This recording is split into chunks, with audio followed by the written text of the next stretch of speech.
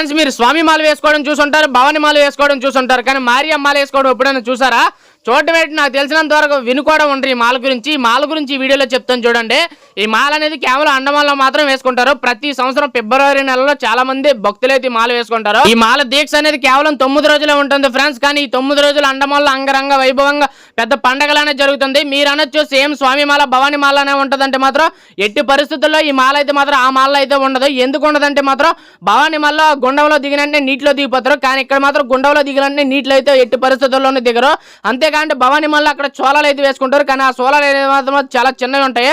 కానీ ఇక్కడ సోలాలు అయితే మాత్రం 20 అడుగులు 25 అడుగుల వరకు అయితే ఉంటాయి. అంతేకాకుండా ఇక్కడ కత్తి మీద కూడా నడుస్తారు. పోతురా స్వామి చెప్పేసి అయితే మాత్రం ఉంటారనమాట. కరుపుస్వామి అంటారు ఇక్కడ. అతనైతే మాత్రం కత్తి మీద కూడా నడుస్తారు. కత్తి దారు ఉంటుందా బ్రో అంటే మాత్రం ఫుల్ గా దారు ఉంటుంది, అయినా సరే ఏమవదు.